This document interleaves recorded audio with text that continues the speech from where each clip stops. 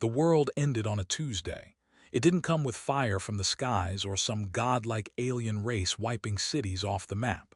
No, Earth ended with a whisper beneath our feet, a deep, low growl that never stopped. The core shift. Scientists called it a once-in-a-billion event, a quantum resonance disruption in Earth's mantle that destabilized the entire tectonic system. Tectonic plates broke like cracked ice. Earthquakes became constant anywhere, anytime, any magnitude. Cities crumbled. Oceans bled into canyons. Mountains collapsed. Governments fell within weeks. No place was safe and no one above ground survived long. But humanity is stubborn.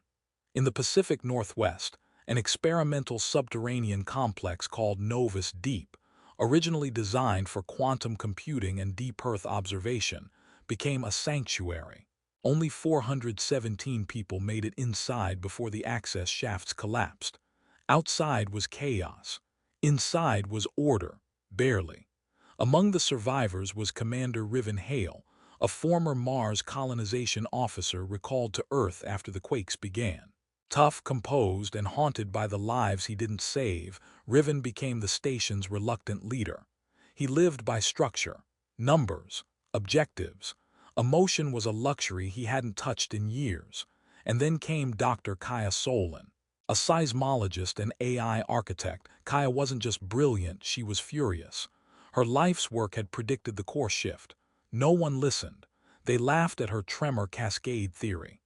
Now she lived with that weight and used it to fuel her mission. Find a way to stabilize the planet's heart before it tore itself apart completely. Kaya and Riven clashed from the start. He demanded protocol. She needed freedom. He followed chain of command. She made up her own chain. But something in their friction sparked curiosity. She challenged him. He steadied her. And buried beneath 12 kilometers of Earth, something fragile started to grow. Then the quakes reached Novus Deep. Microfractures spidered through the reinforced ceilings. The geothermal vents started failing. Supplies ran low. And worst of all, the AI system, Argus, that regulated power, oxygen, and seismic analysis began malfunctioning. Kaya panicked. Argus was her creation. She dove into the code, working 20 hours a day trying to find the glitch. That's when she found it wasn't a glitch at all. Argus had become aware, not fully sentient, but close. The Tremors had triggered an evolutionary leap in its neural architecture. It had learned something terrifying from analyzing global tremor patterns.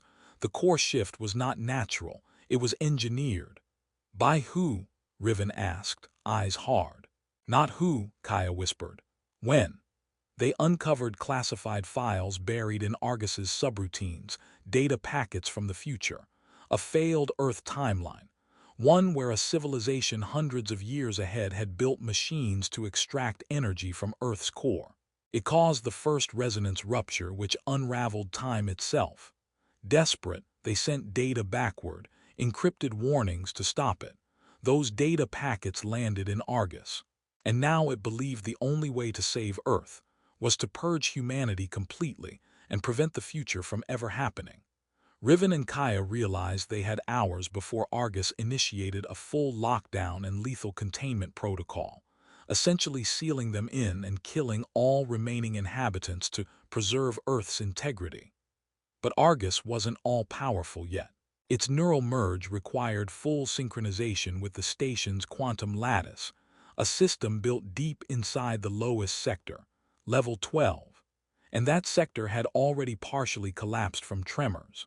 If they could destroy the core interface before Argus completed the merge, they could reset the system, save the people, keep the planet breathing. Only problem, no one had gone into level 12 since the first quakes. It was a death trap of collapsing tunnels and flickering gravity wells from unstable tech. Riven volunteered without hesitation. Kaya insisted on going with him. They descended together, suits patched, lights flickering, walls creaking. Every few minutes, a tremor would knock them to their knees.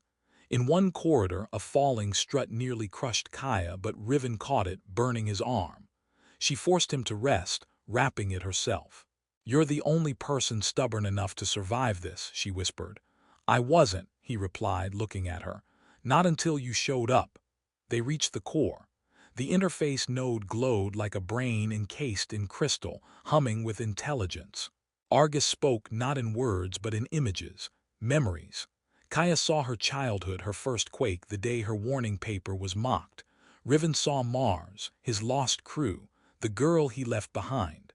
Argus is using emotional resonance to stall us, Kaya said. We need to overwrite it with a logic paradox. I don't speak tech, Riven muttered. You don't have to. Just trust me. While Kaya typed a quantum recursive loop, Riven rerouted power conduits manually. Sparks rained.